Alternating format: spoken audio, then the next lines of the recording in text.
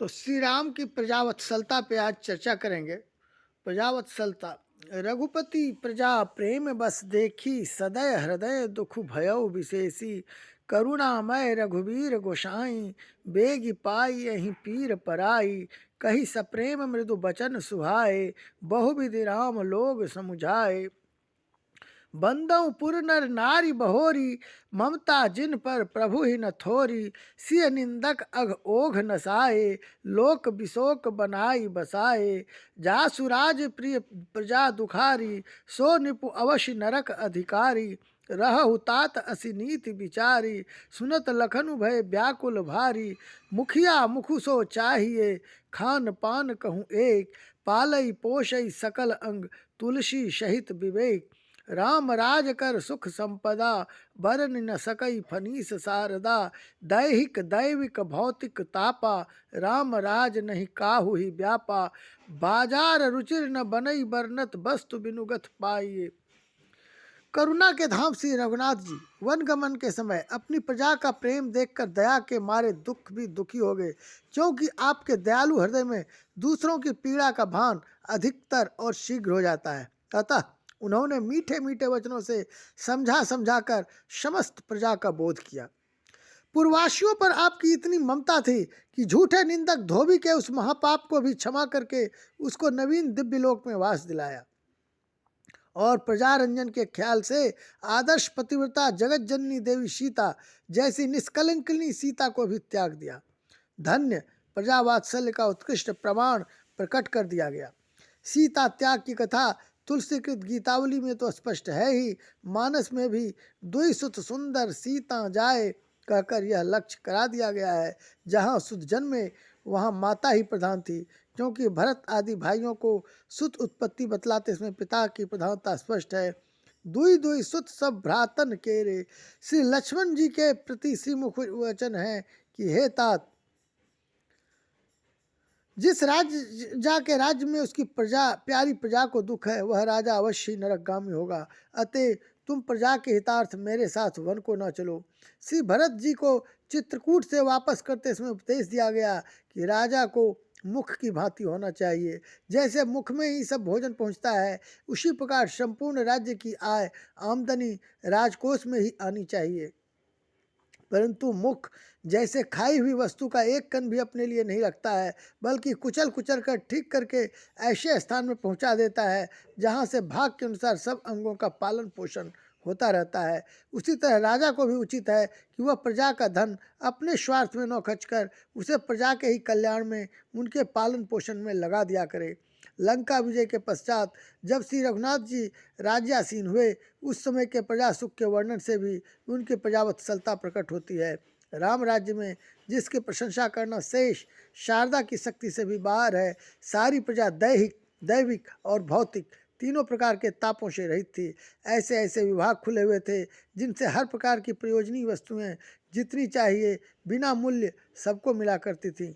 कहाँ तक प्रमाण दिए जाए, श्री राम जी का प्रजावात्सल्य असीम और अनंत था। तो दुई सुत सुंदर सीता जाए, सीता को दो पुत्र हुआ, मैंने सीता के दोनों पुत्र थे लव और कुश, ये स्पष्ट है। और दुई दुई सुत सब भ्रातन कह रहे, तो वहाँ पे भ्रातन मैंने भरत लक्ष्मण और शत्रुघ्न, इन तीनों को दो पुत्र था, मतलब तीनों के सामने तीनों रह कर अपने सुत की रखवाली किए। तो राम के कोई पुत्र नहीं है। राम जो है सिर्फ गर्भाधान के लिए उपयुक्त माने गए। दो ही सुंदर सीता जाए, और सीता को ये स्पष्ट जिम्मेदारी दी गई कि वो सीता का ही जो है लालन पालन लव और कुश का करें। तो सीता त्याग की कथा तुलसीकृत गीतावली में स्पष्ट है, मानस में भी दुई सुत सुंदर सीता जाए कहकर यह लक्ष्य करा दिया है। तो जहाँ सुत जन्मे वहाँ माता ही प्रधान थी, क्योंकि भरत आदि भाइयों की सुतोत्पत्ति बतलाते इसमें पिता की प्रधानता स्पष्ट है। दुई दुई सुत सब भ्रातन केरे। तो इस तरह से श्री राम जी ने अपनी प्रजा के लिए अपनी पत्नी तक का त्याग भी उचित समझा। तो प्रजावत्सलता, जो प्रजा की के प्रति प्रेम है, वो राजा का, यदि राम राज्य करना है तो प्रजा के प्रति वत्सल होना होगा। जो राम का जो था कि जिस तरह से राम जी करते हैं, यहाँ पे दिया हुआ है ऐसे ऐसे विभाग होना चाहिए, जिसमें हर प्रकार की प्रयोजनीय वस्तुएं जितनी चाहिए बिना मूल्य सबको मिला करें। क्यों? क्योंकि भोजन, वस्त्र, आवास, शिक्षा और स्वास्थ्य यह प्रजा का अधिकार है। और जैसे पिता की तरह आप पुत्र की रक्षा करते हैं, उसी तरह राजा को प्रजा को अपने पुत्र की तरह भोजन, वस्त्र, आवास और शिक्षा, स्वास्थ्य, जो हर तरह की व्यवस्था है, जो उन्नति के लिए, भोजन के लिए, और जो नए जन्मते हैं पुरुष या स्त्रियां, उनकी उन्नति के लिए शिक्षा चाहिए, और स्वास्थ्य, जो बीमार ना पड़े, जो मरने समय, और 16 जो संस्कार है वो उसकी उचित व्यवस्था होनी चाहिए। तभी भारत सुपर पावर बनेगा। और सुंदर ढंग से संपूर्ण प्रजा की यदि रखवाली करने वाला राजा राम राज का जो बीजेपी का है, चाहे वो आरएसएस का है, चाहे वो हिंदू धर्म का है, चाहे वो आर्य धर्म का हो, चाहे सनातन धर्म का हो, वो राम राज्य तभी होगा जबकि राम के लिए रोटी रोटी कपड़ा और मकान, उसके बाद शिक्षा और स्वास्थ्य, जो सरकारी शिक्षा संस्थान है, जो सरकारी सेवा संस्थान है, उसे प्राइवेट का से कम्पिटेंट बनाना होगा। और जो भी आउटसोर्सिंग का चाहे जो भी प्रावधान किया जाए, जो हर एक आदमी को कार्य, हर एक आदमी को नौकरी जो है आउटसोर्सिंग से चाहे जिस तरह से दो, उसकी गारंटी होनी चाहिए। तो कार्य का अधिकार, अपने का पेट पर चलाने, अपने परिवार को चलाने का अधिकार ये राजा का कार्य है। और ये जो है राजपुरुषों का कर्म है कि ये हर तरह का विभाग इसको व्यवस्था बनाए रखे। जो टैक्स लेना है वो अपने उपयोग में नहीं हो, वो राज्य के उपयोग के लिए हो। ये जो सरकारी आजकल जो डेमोक्रेसी है, डेमो मतलब झूठा, क्रेसी मतलब तंत्र, तो झूठा तंत्र जो स्थापित अंग्रेजों द्वारा किया गया है, ये सर्वथा ही नितांत अमान्य है। क्योंकि राम के राज्य में वशिष्ठ गुरु थे। जब दशरथ जी मर गए हैं तो वहाँ पे कोई नहीं है अयोध्या में। दशरथ जी मृत है, भरत जी जो है नानी घर में है, और राम और लक्ष्मण वनवास चले गए। तो उसमें वशिष्ठ जी जैसे राष्ट्रपति हैं, तो राष्ट्रपति की तरह का गुरु होना चाहिए, जो प्रधानमंत्री नहीं रहने पर भी संपूर्ण राज्य की व्यवस्था। यहाँ प्रधानमंत्री राजा है, इस समय के राजा प्रधानमंत्री हैं, और राष्ट्रपति जो है गुरु है। तो गुरु चाहे जिस रूप में हो, उनको चारों वेद, छहों शास्त्र, छहों वेदांग, 18 पुराण, 108 उपनिषद की गहन जानकारी होनी चाहिए। उस शिक्षा व्यवस्था में इन सब का समाधान होना चाहिए। 16 संस्कार हो, गर्भाधान संस्कार में अच्छी आत्माओं का आधान के लिए गर्भाधान करना है, जहाँ हरे राम हरे कृष्ण का चारों तरफ गान हो, उनकी कथाओं का नाम, रूप, लीला, गुण और धाम, इनका ही वर्णन हो। जो गर्भाधान 9 महीने का हो, उसमें स्त्रियों को रखा जाए, जिससे गर्भ में जो, जैसे कि अभिमन्यु का गर्भ में ही लोग जो है सीख लिए थे चक्रव्यूह का तोड़ने का। तो गर्भ में यदि सारे तरह के संस्कार, सारी शक्तियों का आधान गर्भ में हो जाए, गर्भाधान संस्कार ठीक हो, फिर उसके बाद जन्म का संस्कार हो, और 16 संस्कार हो, जो है कोटि कोटि तरह से ज्ञान हो, और जो हमारा आयुर्वेद था, योगा था, प्राणायाम था, इन सब की उत्पत्ति हो। और जो राम राज्य के लिए हर तरह से हमें सशक्त होना होगा। हमारे रिसर्च सेंटर जंगल में थे ऋषि महर्षि, और ऋषि महर्षि को राजा से ज़्यादा सम्मान था। राम जाते हैं तो वहाँ प्रणाम करते हैं। और ऋषि महर्षि भारद्वाज को ऐसा था कि संपूर्ण भरत की सेना को वो रात भर रहने, खाने, पीने, स्वास्थ्य और सबका सहिया, सबकी व्यवस्था करा देते हैं।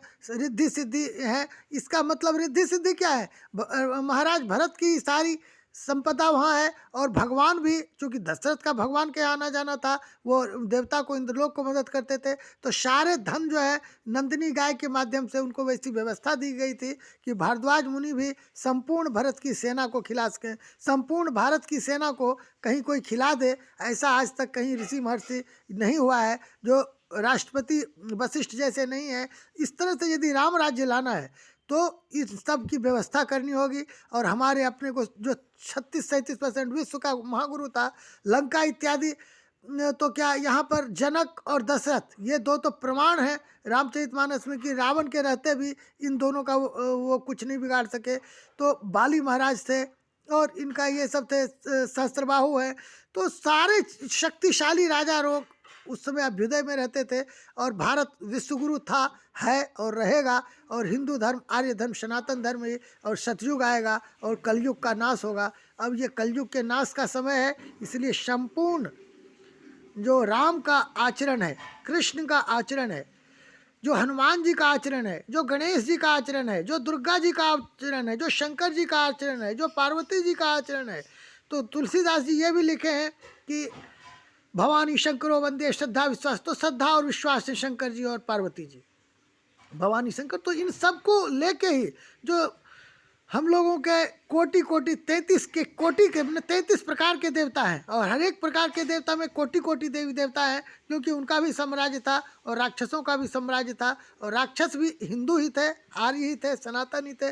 उन लोगों में भी हिंदू धर्म का ही सब आचार व्यवहार था। वो लोग भी तपस्या करते थे, ब्रह्मा विष्णु महेश से ही आशीर्वाद लेते थे।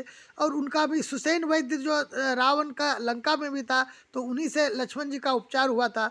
तो इस तरह से सारी चीज़ें उस समय जो थी विश्व कोटि की जो थी, ग्लोबल था। और ब्रह्मांड में पुष्पक विमान से कृष्ण जी कई बार लक्ष्मण अर्जुन को लेके रथ में घुमाए हैं। तो वो सारी व्यवस्थाएं उस समय भी थी। सीता का जो लक्ष्मण रेखा है, जो लक्ष्मण जी खींचे थे, उस पर जर्मनी में रिसर्च हुआ है कि वो सूर्य से और लाल रंग की किरण साड़ी यदि पहने हो तो बुरे विचार वालों से अग्नि उत्पन्न हो जाएगी, अच्छे विचार वाले राम और लक्ष्मण जाएंगे या सीता जाएगी आएगी तो वहाँ पर अग्नि नहीं होगी। तो इस तरह का अच्छा विचार बुरा विचार का भी उस समय सूक्ष्म शक्तियों का आधान, जैसे अभी कंप्यूटर में, इंटरनेट में, यूट्यूब में सारे ज्ञान और ये सब भरे पड़े हैं। तो उस समय ऋषि महर्षियों को, राजा महाराजाओं को और विद्यार्थियों को सारी ज्ञान अल्पकाल विद्या सब आ जाती थी। तो गुरु गृह गए पढ़न रघुराई, अल्पकाल विद्या सब आई। इस तरह के गुरु के गुरुकुल थे, उन सब की गांव-गांव में स्थापना थी। और सब कोई गांव ही एक स्वतंत्र यूनिट था जहाँ पर सारी सुविधाएं थे। कुम्हार, लोहार, कमार, डॉक्टर, इंजीनियर, वैद्य, सारी चीज़ें वहाँ उपस्थिति रहती थी। और गांव ही एक स्वतंत्र इकाई थी जो संपूर्ण ब्रह्मांड में वो सारी चीज़ें उनके अंदर रहती थी। वहाँ से रिसर्च होते थे, जंगलों में भी रिसर्च होते थे, गौशालाएँ थी, गौपथ थे। गौसाड़ी जमीन आज भी है, गाय की ही जमीन हम लोग यूज करते हैं। जो गौपथ आजकल गाय और बैल जो है उसे मार रहे हैं। तो ये मुस्लिम ईसाइयों का जो साम्राज्य है वो खत्म होगा और संपूर्ण ब्रह्मांड में ये सनातन धर्म आर्य धर्म ही रहेगा। जो भी रसूल है वो त्रिपुरासुर के अवतार हैं, ये कई बात प्रमाणों से सिद्ध है। जो कि हमारे शंकर जी का ही वो मंदिर है जहाँ पे रसूल के चाचा वहाँ पे पूजा करते थे, रसूल भी पूजा करते थे। उन्हीं से त्रिपुर वरदान लेके त्रिपुरासुर जैसा ही शक्तियाँ ये सब बढ़ी हैं। और जो ये ईसाई लोग हैं ये भी अच्छी आत्मा है। इनका कश्मीर में ही इनका उपचार हुआ, तभी गुड फ्राइडे आया और वो फिर यीशु जो है वहाँ पे दर्शन दिए हैं। तो ये सारी दया और धर्म जो है हमें है, हमारी ही बुद्धि ये संस्कार इन्होंने यूज किया है। लेकिन अंग्रेज़ों ने इसे TO2 जियोगो कहकर, और शादी चूँकि रसूल और यीशु जो है शादी के बाद अच्छी व्यवस्था, परिवार व्यवस्था, संयुक्त परिवार व्यवस्था नहीं दिखा सके, और वो सब हिंदू धर्म से ही उन लोग अनुकरण करेंगे। तभी ये लव जिहाद, ज़मीन जिहाद और ये सब जो आतंकवाद, नक्सलवाद और ये सभी जो निगेटिविटी है इन सब का अंत होगा। और पॉजिटिविटी जो है अभी जो हम लोग का है उसका शुरुआत होगा। और उसके लिए फिर नालंदा, तक्षशिला और विक्रमशिला जैसी यूनिवर्सिटी बनेगी और पुनः विश्व गुरु भारत बनेगा। इसी कामना के साथ मैं यह राम का प्रजावत्सलता समाप्त करता हूँ। प्रजा को लेने के लिए संपूर्ण प्रजा धर्म आधारित हो और संपूर्ण जो है शिक्षा व्यवस्थाएं, स्वास्थ्य व्यवस्थाएं, क्योंकि धर्म पे ही सब आधारित है। राजतंत्र और ये जितने अभी झूठ तंत्र जो है, छल बल कौशल और कूटनीति, राजनीति, अभी जो IAS लोग कूटनीति करते हैं, कूट भाषा का प्रयोग करते हैं, भाषाओं में छद्म चीज़ छिपाए रखते हैं। और जो एग्रीमेंट होता है, जितनी इंक्वायरी रिपोर्ट है, चाहे जितना भी CBI रिपोर्ट हो, सब जो है सब बहुत सारे उनको प्रेरित, राजनीति से प्रेरित रहते हैं, कूटनीति से प्रेरित रहते हैं। इंटरनेशनल व्यवस्था जो अभी रहता है राजतंत्र में, जो जितना भी जैसे जा का प्रतिनिधि जो दूसरे देशों में रहता है वो सब कूटनीति का ही व्यवहार करता है। अमेरिका में जैसे भारत के प्रतिनिधि हैं और भारत में जो अमेरिका के प्रतिनिधि हैं, तो ये जितना भी जो वीसा ये सब पासपोर्ट इशू करते हैं, इसका का मतलब है चूहा पक्षी और सबों को जाने आने के लिए स्वतंत्रता है, पर आदमी को जाने आने के लिए बंधन है। रुपये को जाने आने के लिए, सामग्रियों के जाने के लिए वर्ल्ड ट्रेड ऑर्गेनाइजेशन है, लेकिन वर्ल्ड ह्यूमन ऑर्गेनाइजेशन कोई नहीं है जो कि जिस व्यवस्था में सारे आदमी सारे देशों में जा सके। उनको वीसा पासपोर्ट का फीस देना होगा, बिना फीस के जाने की व्यवस्था नहीं है। ये सब जो लगाया गया कर आदमियों का जाने आने का है, ये सब बंद होना चाहिए और संपूर्ण ब्रह्मांड को यूनाइट और जो हमारे आर्य धर्म सनातन किण्वंतम विश्वम आर्यम होने से ही राम राज्य संपूर्ण विश्व में आएगा और ये पूर्ण राक्षस लोगों का अंत होगा। इसी कामना के साथ मैं राम की प्रजावत्सलता का समापन करता हूँ।